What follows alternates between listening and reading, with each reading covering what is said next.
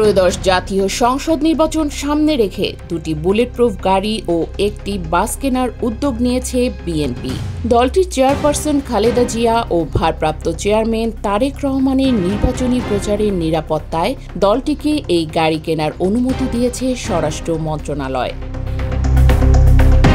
মন্ত্রণালয় সূত্র বলছে, একটি বুলেটপ্রুফ বাস কেনার অনুমতি দেয়া হয় চলতি মাসের শুরুর দিকে, আর গত জুন মাসে বুলেটপ্রুফ গাড়ি কেনার অনুমতি দেয়া হয়। কোন দেশ থেকে কোন মডেলের এই বুলেটপ্রুফ গাড়ি কেনা হবে তা এখনও চূড়ান্ত করেনি বিএনপি।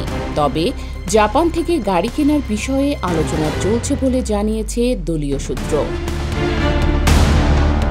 স্বরাষ্ট্র মন্ত্রণালয় ও বিএনপি বলছে, কার্যক্রম নিষিদ্ধ দল আওয়ামী লীগ অস্থিরতা সৃষ্টিসহ নির্বাচন বাধাগ্রস্ত করার চেষ্টা চালাতে পারে। জিয়া পরিবারের সদস্যরা আওয়ামী লীগ ও এর অঙ্গ সংগঠনের নেতাকর্মীদের প্রতিহিংসার শিকার হতে পারে। কারণ ২০১৫ সালে ঢাকা উত্তর সিটি কর্পোরেশনের বিএনপির মেয়র প্রার্থী তাবিথ আওয়ালের পক্ষে নির্বাচনী প্রচার চালানোর সময় খালেদা জিয়ার গাড়ি বহরে হামলা হয়েছিল। সেদিন খালেদা জিয়ার গাড়িসহ বহরের আরও ৪টি গাড়ি ভাঙচুর করা হয়। খালেদা জিয়ার সেই গাড়িটি বুলেটপ্রুফ ছিল না।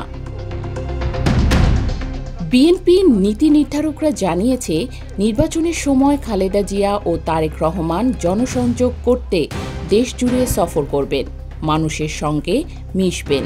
একদিকে তাদের নিরাপত্তা, অন্যদিকে জনসম্পৃক্ততা। এই সময়ে তাদের সর্বোচ্চ নিরাপত্তা জরুরি, যে কারণে বুলেটপ্রুফ গাড়ি কিনছে বিএনপি। বুলেটপ্রুফ গাড়ির পর আগ্নেয়াস্ত্রের লাইসেন্সের জন্য স্বরাষ্ট্র মন্ত্রণালয়ে আবেদন করেছে বিএনপি। মন্ত্রণালয় সূত্র জানায়, একটি শটগান ও দুটি পিস্তলের লাইসেন্সের অনুমতি চাওয়া হয়েছে। লাইসেন্স দেওয়ার বিষয়টি বিবেচনাধীন রয়েছে স্বরাষ্ট্র মন্ত্রণালয়ের কাছে। বুলেটপ্রুফ গাড়ি আমদানির জন্য স্বরাষ্ট্র মন্ত্রণালয়ের অনুমতি নেওয়া বাধ্যতামূলক।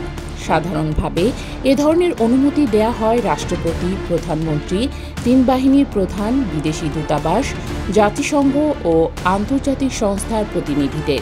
রাজনৈতিক দলের জন্য এ ধরনের অনুমতি খুব বেশি দেওয়ার নজির নেই।